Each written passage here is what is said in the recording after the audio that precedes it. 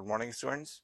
तो आज अपन स्टार्ट करते हैं first topic for the class 7 general chemistry. Okay, तो जनरल केमिस्ट्री वैसे आप किसी बुक के करिकुलम में देखेंगे या स्कूल के सिलेबस में तो इंक्लूडेड नहीं है, बट हमारे इन हाउस हमने इस चैप्टर को रखा हुआ है, डाला हुआ है, क्योंकि ये चैप्टर बहुत इंपॉर्टेंट है। आप फर्दर स्टडीज में केमिस्ट्री में बहुत सारी चीजें पढ़ने वाले हैं। Atoms, molecules, atomicities, volumes, pressures, temperature, laws.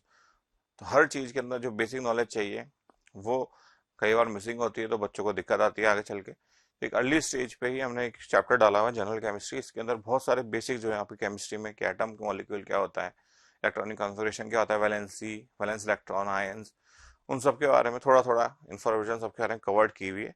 So that आपके बचपन से ही अगर ये सब कंसेप्ट क्लियर हो जाए तो आगे चल के बहुत आसानी हो आपकी।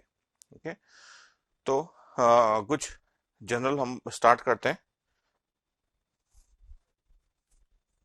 सबसे introduction, what do you mean by chemistry, और एक इसके अंदर क्या क्या पढ़ेंगे वो मैं आपको पहले ही बता चुका हूँ। Chemistry defines a that branch of science which deals with the composition and properties of matter and the changes in that matter undergoes by various interactions। Matter के बारे में स्टडी, और वो मैटर कोई से भी अगर चेंजेस अंडरगो करता है by various interactions, that is classified as in chemistry. ठीक है, तो और इसके कंपोजिशन देखते हैं हम आगे। मैटर के बारे में और इन्फॉर्मेशन, मैटर होता क्या है बेसिकली, हो सकता है आपने पढ़ा हुआ भी हो। Matter is anything that is mass, occupy space and offers resistance. Matter जो है ऐसी कोई सी भी चीज जिसका मास हो, स्पेस ऑक्यूपाई करे, रेजिस्टेंस ऑफर करे, उसको हम क्या कहते हैं, मैटर। कुछ कंडीशंस हैं इसकी। The food we eat, the water we drink, all are matter. But जो फीलिंग्स हैं, जैसे हम बोले feelings are not classified as matter, जैसे जॉय, एंगर, हैप्पीनेस, इनको हम मैटर क्लासिफाई नहीं कर सकते। क्यों? Because they do not carry any mass, mass, space, volume. तो ये सब आपको जैसे चेकलिस्ट होती है, आप पिकनिक पे जाते हैं, चेकलिस्ट बनाते हैं, भाई ये होना चाहिए, बूट्स होने चाहिए, स्पेक्टिकल्स होने, गॉगल्स होने चाहिए। तो इस तरह मैटर के लिए भी कई सारी पूरी चेकलिस्ट है। सबसे पहला and the foremost and the most important, it should has mass. Mass है तब it can be matter. Space and volume volume occupy करता है, then it can be matter. ठीक है, the space anything occupies is called its volume, the amount of matter anything contains called its mass. अगर कोई पूछे light, is light an example of matter, is air an example of matter, तो आपको पता होना चाहिए air is an example of matter, air का मास होता है। ठीक है, इसको प्रैक्टिकली अपन डेमोन्स्ट्रेट कर सकते हैं। अगर आपको भी जैसे मान लीजिए जा रहे हैं आगे, सामने से हवा आ रही है, तो यू नीड सम फोर्स, आपको ताकत लगानी पड़ती है आगे चलने के लिए। एक बलून वेव कर लें without air and with air का थोड़ा सा वेट ज्यादा आएगा, it shows that air has मास। ठीक है, तो पूछे light is an example of matter, तो लाइट का तो आपको मास नहीं होता। स्पेस जरूर हम बोल सकते हैं ऑक्यूपाई कर रही है जहां पे वो गिर रही है, but it is not an example of matter. Okay, because जो सबसे ज्यादा प्री रिक्विजिट है मैटर के लिए, दैट इट शुड हैव मास, वो तो है ही नहीं उसके अंदर। ठीक है, तो सॉलिड लिक्विड गैसेस के बारे में हम थोड़ा डेप्थ में डिस्कशन करते हैं। इसके प्रॉपर्टीज आप लोगों को बहुत यूज आना है इसका। तो सॉलिड लिक्विड गैस किस तरह से रिप्रेजेंटेशन होगा, सॉलिड के पार्टिकल्स देखेंगे तो बहुत क्लोजली पैक्ड है, लिक्विड के थोड़े दूर दूर हैं, गैस के पार्टिकल्स थोड़े और दूर दूर होते हैं। तो ये डायग्राम है, रफ डायग्राम, जो आपको एक्सप्लेन करता है that how these particles are arrange. तो इसको हम बोल सकते हैं this is the approximate diagram. तो हम देखें इंटर पार्टिकल स्पेसेस,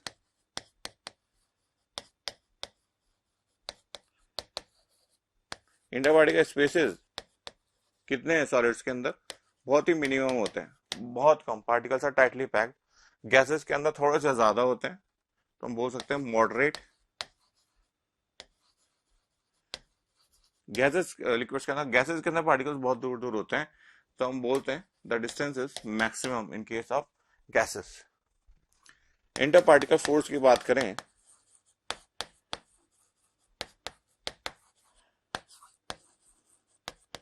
तो सॉलिड्स के अंदर क्या होता है, मैक्सिमम जो पार्टिकल्स होते हैं बहुत ही टाइटली बाउंड होते हैं एक दूसरे। लिक्विड्स के अंदर अगेन मॉडरेट आएगा, और पर गैसेस के अंदर बहुत ही मिनिमम अट्रैक्शन फोर्स होता है पार्टिकल्स के बीच में। द पार्टिकल जो है बहुत दूसरे से एक दूसरे से लूजली बाउंड होते हैं ना। एक रिलेशन होता है फोर्स बिटवीन द पार्टिकल्स और इनके बीच में डिस्टेंस का। ठीक है, the force between the particles और inter particle forces can be named as FC, cohesive force. The force acting between the same type of particle जो होता है, तो उसको हम बोलते हैं कोहेसिव फोर्सेस। ठीक है, तो ये प्रोपोर्शनल होता है inversely proportional to the R to the power 7। R is the distance between the particles. तो डिस्टेंस बिटवीन द पार्टिकल्स अगर बहुत कम है तो कोहेसिव फोर्स क्या होगा, बहुत ज्यादा। डिस्टेंस बिटवीन द पार्टिकल्स बहुत अगर थोड़ा ज्यादा होता जाएगा, अगर ये इंक्रीज होता जाएगा तो कोहेसिव फोर्स क्या होगा, कम होता चला जाएगा। तो इन दोनों का प्रोपोर्शन क्या है, रिलेशन इनवर्स रिलेशन है। More the distance between the particles less is the cohesive force between them. तो मैक्सिमम कोहेसिव फोर्स जो मिलेगा किसमें मिलेगा आपको, सॉलिड्स के पार्टिकल्स के बीच में। हाँ? तो कुछ और पॉइंट्स भी हैं जिसपे हम सॉलिड लिक्विड गैस को कंपेयर कर सकते हैं।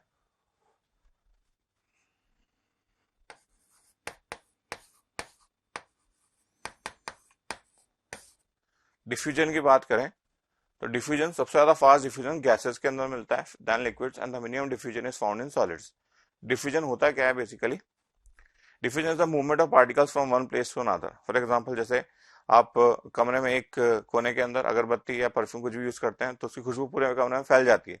It occurs because of diffusion of the particles. जो पार्टिकल्स हैं वो एक जगह से मूव करके दूसरी जगह चले गए और कोई एक्सटर्नल फोर्स आपको लगाना नहीं पड़ा, अपने आप ही गए। तो इसकी डेफिनेशन ये होती है the movement of the particles from one place to another without application of external force, इसको हम बोलते हैं डिफ्यूजन। या फिर from higher concentration to lower concentration, उसको हम क्या बोलते हैं, डिफ्यूजन। या फिर इंटरमिक्सिंग ऑफ पार्टिकल्स भी। फॉर एग्जांपल वहां पे अगर अगरबत्ती जली तो वहां पे मिक्स हुए थे पार्टिकल्स, मूव करके यहाँ पर आ गए तो यहाँ पे एयर पार्टिकल्स के साथ वो इंसेंस स्टिक के पार्टिकल मिक्स कर गए। ठीक है, तो दोनों तीनों डेफिनेशन में कोई सी भी एक ऑफिशियल डेफिनेशन इसमें मान सकते हैं अपन।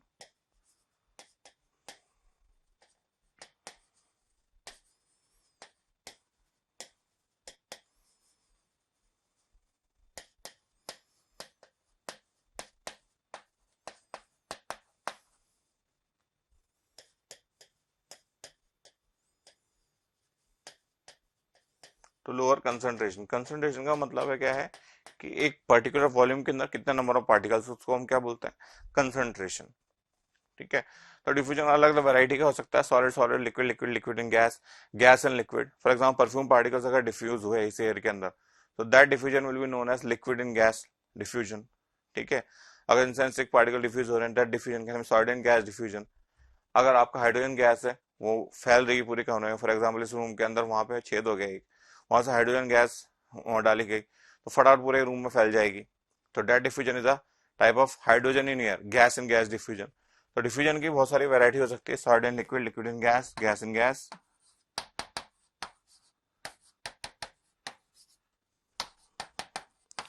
और एंड सो ऑन। ठीक है,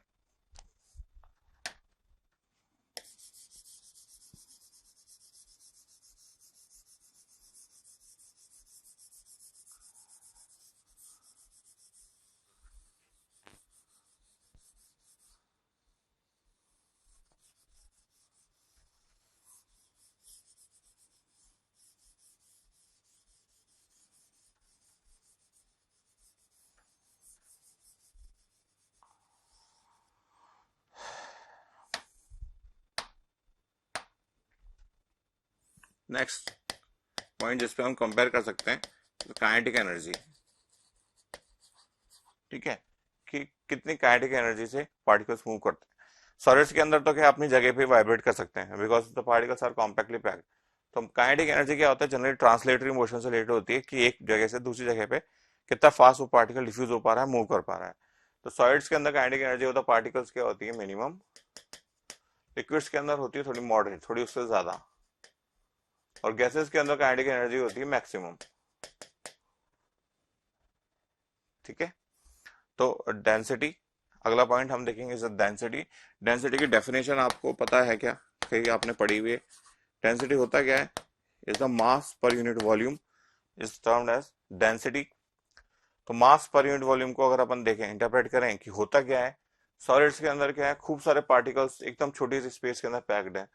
तो पर यूनिट वॉल्यूम के अंदर क्या है, नंबर ऑफ पार्टिकल्स बहुत ज्यादा आ रहे हैं, तो मास क्या आएगा, पर यूनिट वॉल्यूम बहुत ज्यादा आएगा। इसलिए the solids are said to have maximum density. Liquids के अंदर होगा मॉडरेट डेंसिटी और गैसेस के अंदर आएगी मिनिमम डेंसिटी। ठीक है, अब नेचर की बात करें हम सॉलिड लिक्विड्स एंड गैसेस की, तो जो सॉलिड्स होते हैं they are not compressible, they are not fluid in nature, they are rigid in nature. Rigid का मतलब वो रिजिड होते हैं, उनको कंप्रेस नहीं कर सकते या फिर वो फ्लो भी नहीं करते। गैसेस और लिक्विड दोनों के दोनों फ्लो करते हैं, तो उनका नेचर बोला जाता है फ्लूइड इन नेचर। पर आपसे बोला जाए इन दोनों में से कौन ज्यादा फ्लूइड है, तो आप कहेंगे gases are more fluid in nature as compare to solids. Fluid refer करने का मतलब यह है कि फ्लो कौन ज्यादा इजीली फ्लो कर सकता है। लिक्विड्स को हमने फ्लो करते देखा हुआ है, पर गैसेस को अगर अपन देखें माइक्रोस्कोपिकली तो ज्यादा इजीली और ज्यादा अच्छे से ज्यादा फास्ट फ्लो करती हैं, क्योंकि उनके पार्टिकल्स का बिहेवियर देख के आप ये चीज खुद ही इंटरप्रेट कर सकते हैं। तो डिफ्यूजन के इनसे इंसुलेट कुछ एग्जांपल्स भी हम देख सकते हैं after we completed our table. ठीक है, उससे कुछ क्वेश्चंस करके ज्यादा ये कंसेप्ट क्लियर होगा आपको डिफ्यूजन का। अगली प्रॉपर्टी जिसको हम देखते हैं दैट इज कंप्रेसिबिलिटी, कि कौन सी स्टेट ऑफ मैटर सबसे ज्यादा कंप्रेसिबल होती है। ठीक है, एक जो सिलेंडर के अंदर सॉलिड लिक्विड गैस तीनों भर दी आपने, और भरने के बाद किसको आप ज्यादा कंपेयर कर पा रहे हैं, that will termed as compressibility. जैसे एक सिलेंडर के अंदर गैस भर दी, आप जानते हैं इसको आप कंप्रेस कर पाएंगे टू अ गुड एक्सटेंट, तो gases are said to have maximum compressibility. वो होगी इसी कि पार्टिकल्स के बीच में स्पेस बहुत ज्यादा होता है, तो it can be easily compress. Liquids को हम आसानी से कंप्रेस नहीं कर सकते। ठीक है, ठीक है, हम टेबल में लिख देंगे मॉडरेट कंप्रेशन, बट होगा नहीं ऐसा, होता नहीं ऐसा। गैसेस के अंदर हम बोल सकते हैं कंप्रेशन ऐसे, सॉलिड्स तो बिल्कुल ही इनकम्प्रेसिबल होते हैं। पर आप सोचें टिपिकल केस ऑफ स्पॉन्ज को आप डिस्कस करें तो कोई केस नहीं होगा, कि स्पॉन्ज के अंदर बहुत बड़े बड़े एयर स्पेसेस होते हैं, तो जब उसको कंप्रेस करते हैं तो एयर पूरी की पूरी बाहर आती है उसके अंदर से। That's why we are able to compress, because of air holes, air spaces. अगर वो ना हो तो कंप्रेस भी ना हो सके, तो ऐसा कोई एक्सेप्शन नहीं है सॉलिड्स का। ठीक है, sponge is not an exception.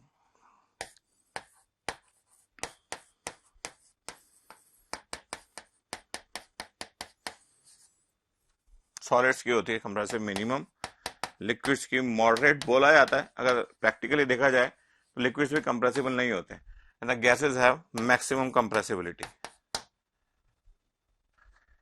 ठीक है, और इस चीज का, इस कंप्रेसिबिलिटी नेचर का हमने यूज भी किया हुआ है किस चीज के अंदर, जैसे हमारे घर पे एलपीजी आती है, सीएनजी आती है, they are the compress form of certain gases. CNG full form क्या है, कंप्रेस नेचुरल गैस।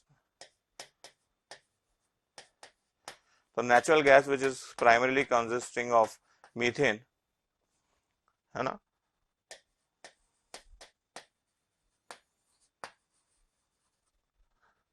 और एलपीजी लिक्विफाइड पेट्रोलियम गैस, ये भी कंप्रेशन का ही नतीजा है कि वो लिक्विड में कन्वर्ट करके हमारे घरों पर आती है। इसका थोड़ा सा यहाँ पे एक सर्टेन इंपॉर्टेंट सब टॉपिक आता है, उसको अपन देखेंगे, दैट इज लिक्विफैक्शन। तो these are the applications of compressibility of the gas. ये दोनों को हम एप्लीकेशन बता सकते हैं, ये दोनों ही नहीं, और भी बहुत सारी गैसेज आती हैं, एलएनजी आती है, और भी बहुत सारे एप्लीकेशंस हैं, है ना, कंप्रेसिबिलिटी के।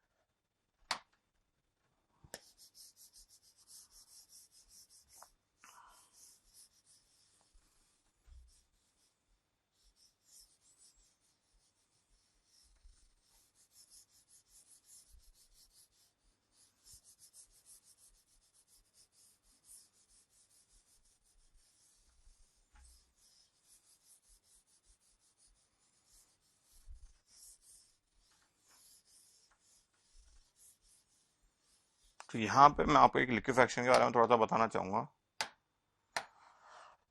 लिक्विफाइड पेट्रोलियम गैस मतलब ऐसी पेट्रोलियम गैस जो लिक्विफाई करेगी हो। Liquefy means converting to liquid, उसको हम क्या बोलते हैं, लिक्विफैक्शन बोलते हैं। गैस टू लिक्विड, गैस के पार्टिकल्स दूर दूर होते हैं, लिक्विड के पास पास होते हैं, सो दिस इज लिक्विफैक्शन। कैसे लिक्विफैक्शन होता है, दो प्रॉपर्टीज, प्रेशर, वॉल्यूम, टेम्परेचर आपने पढ़ा हुआ होगा या कहीं ना कहीं सुना होगा।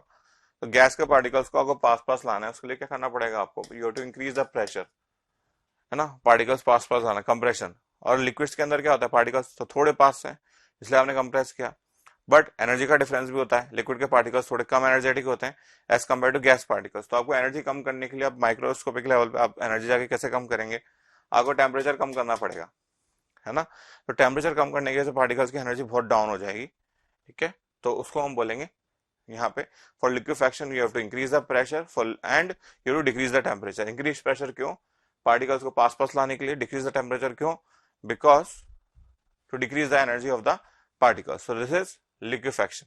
तो ऐसे करके मान लीजिए कोई कंटेनर गैस है, तो बहुत हाई प्रेशर पे आप प्रेशर अप्लाई करके उस गैस को लिक्विफाई कर सकते हैं। प्लस आपको हाई प्रेशर से काम नहीं चलेगा, you to decrease the temperature as well to decrease the energy of the particle. So this process is known as liquefaction, conversion of gases to liquids under high pressure and low temperatures.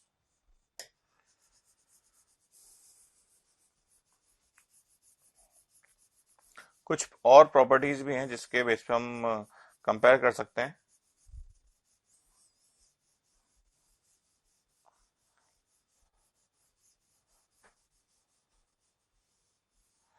Application of compressibility थोड़ा ध्यान रखिएगा।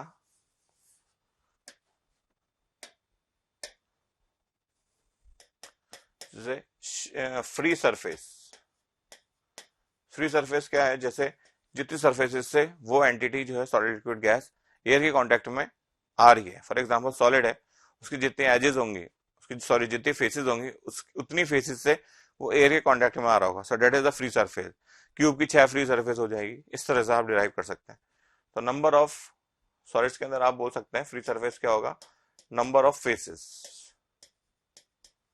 Liquids के अंदर क्या होगा, free surface 1 ही होगी हमेशा, जिस सरफेस से वो एयर के कांटेक्ट में आ रही है। गैसेस के अंदर कोई फ्री सरफेस नहीं होगी।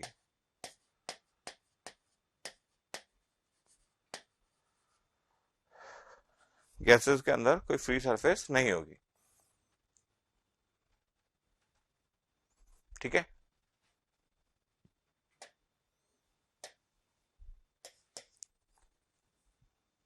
शेप एंड वॉल्यूम के बेस पे भी हम कंपेयर कर सकते हैं।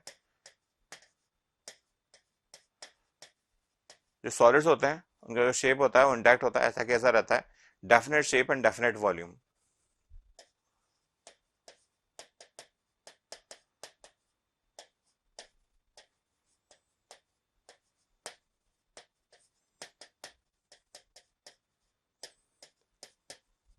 जो लिक्विड्स होते हैं, लिक्विड का जो शेप है वो आप चेंज कर सकते हैं अलग अलग कंटेनर्स में डाल के। एक मेजरिंग स्टैंडर्ड में डाल दिया तो उसका शेप हो जाएगा, प्लेट डाल दी उसका शेप हो जाएगा। तो दे वेरिएबल शेप, इनडेफिनेट शेप, जो उसका वॉल्यूम होता है फिक्स होता है, 100 ml है तो 100 ml ही रहेगा, 500 ml नहीं हो जाएगा। तो हम बोलेंगे इनडेफिनेट शेप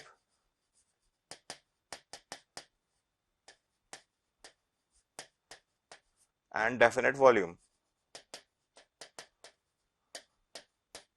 ठीक है। गैसेस के अंदर दोनों के दोनों इंडेफिनेट रहेगा, indefinite shape and indefinite volume. समझ में आ रहा है क्यों?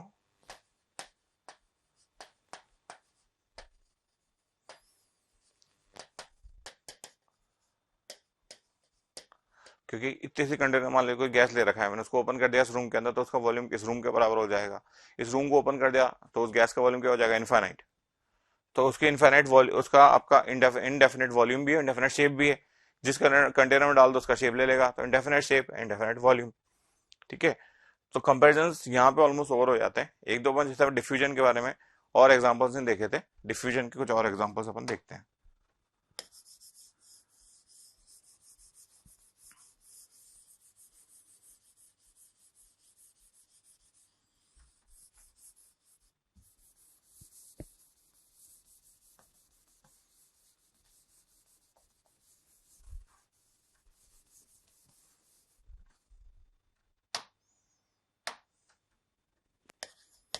जैसे मैं आपको एक क्वेश्चन दे रहा हूँ, आपको इंक्रीजिंग ऑर्डर ऑफ डिफ्यूजन में अरेंज करना है।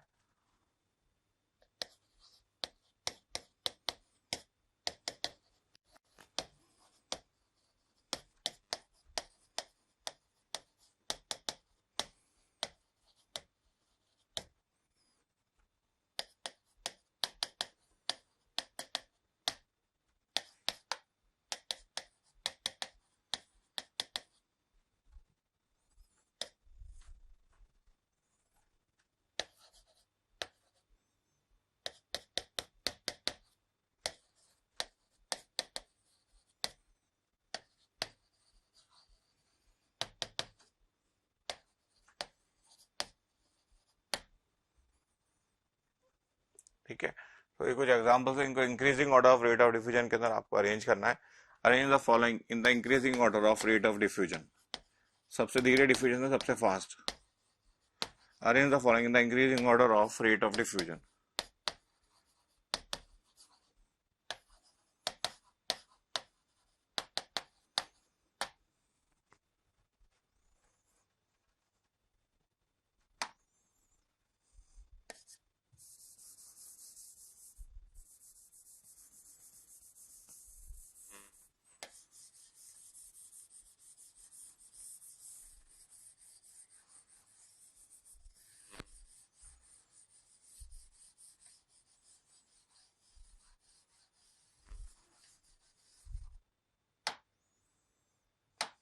तो आई होप अब तक आपने एग्जांपल कर लिया होगा, ठीक है सर। एक लॉ होता है, it is grams law of diffusion, GRAHAM'(S), grams law of diffusion. ये थोड़ी सी एडिशनल इंफॉर्मेशन, क्या बोलता है ग्राम्स लॉ ऑफ डिफ्यूजन? देखिए, it is for the diffusion of gases and gases. जैसे गैस के अंदर डिफ्यूजन किसका फास्ट होता है, गैसेस के अंदर जैसे हम हाइड्रोजन, कार्बन डाइऑक्साइड, मीथेन सबकी बात करें तो इन सब में सबसे फास्ट डिफ्यूज कौन सी करेगी, तो वो डिपेंड करता है आपके मॉलिक्यूलर वेट पे, ठीक है। जैसे हम बोले हाइड्रोजन का मॉलिक्यूलर वेट बहुत कम होता है, so it will diffuse faster. Carbon dioxide का थोड़ा ज्यादा है, सल्फर डाइऑक्साइड का ज्यादा है, तो इट विल डिफ्यूज स्लोअर। तो हम बोलेंगे rate of diffusion of a gas is inversely proportional to molecular weight of the gas. ये इसका स्टेटमेंट है ग्राम्स लॉ ऑफ डिफ्यूजन का। Rate of diffusion of a gas is inversely proportional to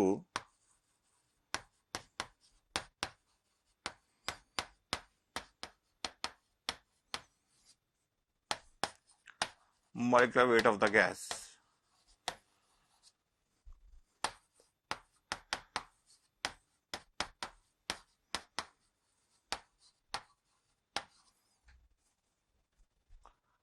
ठीक है, for example जैसे hydrogen की बात करें, मीथेन है, सल्फर डाइऑक्साइड, इनका बोला आप रेट ऑफ डिफ्यूजन कंपेयर करिए, रेशियो बताइए, तो आप क्या करेंगे? इसका कितना आएगा मॉलिक्यूलर वेट? 2, इसका 16, इसका 32, 32, 64 एटॉमिक मास ऐड करें मैंने, है ना। तो इसका क्या आएगा rate of diffusion? 1/√2 is to 1/√16 is to 1/√64. So this is how we are comparing the rate of diffusion of various gases. तो आपको पता लग जाएगा सबसे हल्की गैस ये है, ठीक है। मॉलिक्यूलर वेट कम होगा तो रेट ऑफ डिफ्यूजन क्या होगा? सबसे फास्टेस्ट। तो हल्की गैस ये है, तो मॉलिक्यूलर वेट कम है इसका, तो rate of diffusion will be the highest among the three. इसका सबसे स्लोएस्ट होगा क्योंकि मॉलिक्यूलर वेट सबसे ज्यादा है, तो रेट ऑफ डिफ्यूजन क्या होगा? मिनिमम होगा, ठीक है। तो इस लॉ बताने के बाद आप इसको कॉपी कर सकते हैं। और आई होप अब तक आपने वाला फर्स्ट वाला एग्जांपल पूरा कर लिया होगा। You have to compare the rate of diffusion of following substances. तो honey in water, hydrogen in air. तो इसको अगर मैं बोल दूं कि सबसे अच्छा, एक सॉलिड इन सॉलिड वाला डिफ्यूजन भी देता हूं आपको, चौक ऑन ब्लैक बोर्ड। आप देखते हैं कभी ब्लैक बोर्ड पे जो चौक लगी रह जाती है मिटाने के बाद भी, so that is basically a solid has diffuse into another solid, है ना। तो वो बहुत धीरे डिफ्यूजन होता है, but that can also be classified as diffusion. वो वाला डिफ्यूजन क्या है? सॉलिड एंड सॉलिड डिफ्यूजन है, वो सबसे स्लोएस्ट होगा। तो इसमें आपको बोला increasing order rate of diffusion सबसे ज्यादा स्लोएस्ट आप बोलेंगे चौक ऑन ब्लैक बोर्ड वाला, ठीक है। तो इसको नंबर देते हैं हम 1 2 3 4 5 6 7। तो 7 सबसे स्लोएस्ट डिफ्यूजन होगा। उसके बाद आपका जो डिफ्यूजन आएगा, that is 7 1 is solid in solid, then solid in liquid को लाएंगे हम, और पहले वाला सॉलिड जो वाटर के अंदर सॉल्युबल नहीं है मींस 5। उसका वाला डिफ्यूजन जो वाटर में सॉल्युबल है, वाला सॉलिड जो वाटर के अंदर सॉल्युबल है उसका डिफ्यूजन ज्यादा है। Sugar is most diffuse in water as compare to chalk, तो 6। उसके बाद डिफ्यूजन आएगा आपका, अब धीरे धीरे हम शिफ्ट होंगे लिक्विड्स में, लिक्विड्स के फिर गैसेस पे। हनी इन वाटर आएगा, फिर डेटॉल इन वाटर, क्योंकि हनी की विस्कोसिटी ज्यादा होती है, गाढ़ा होता है, तो उसका डिफ्यूजन स्लो होगा, पार्टिकल्स थोड़े टाइटली बाउंड है, ठीक है। तो 6 के बाद आएगा नंबर 2, फिर उसके बाद आएगा नंबर 1 डेटॉल इन वाटर। थोड़ा डेटॉल की विस्कोसिटी कम होती है, थोड़ा फास्ट डिफ्यूज करेगा। डेटॉल पार्टिकल्स के बीच में इंटर पार्टिकल फोर्सेस थोड़े कम है, वी कैन से हनी के पार्टिकल्स के बीच में इंटर पार्टिकल फोर्सेस थोड़े ज्यादा है। उसके बाद गैसेस में कंपेयर करें तो हाइड्रोजन और मीथेन में कंपेयर करना आपको ऑलरेडी आता ही है, हमने गैस हमने लॉ देख लिया है। सबसे फास्ट डिफ्यूज होगा 4, उसके सबसे फास्ट डिफ्यूजन हो रहा होगा 3। Hydrogen is the lightest gas, methane का मॉलिक्यूलर 16 होता है, थोड़ा धीरे धीरे डिफ्यूज होगा वो, ठीक है ना। तो सबसे फास्ट डिफ्यूजन होगा हाइड्रोजन इन एयर का, देन मीथेन इन एयर, उसके बाद Honey in water, Dettol in water, non उसके बाद सॉरी डेटॉल इन वाटर, फिर Honey in water, sugar in water, और फिर उसके बाद चौक इन वाटर, फिर उसके बाद सबसे लीस्ट सबसे धीरे डिफ्यूजन होगा, रेट ऑफ डिफ्यूजन सबसे धीरे किसका आएगा, चौक ऑन ब्लैक बोर्ड का। ओके, तो this was the comparison of solid liquid gases, some discussion of liquefaction, compressibility, and 1-2 questions on diffusion.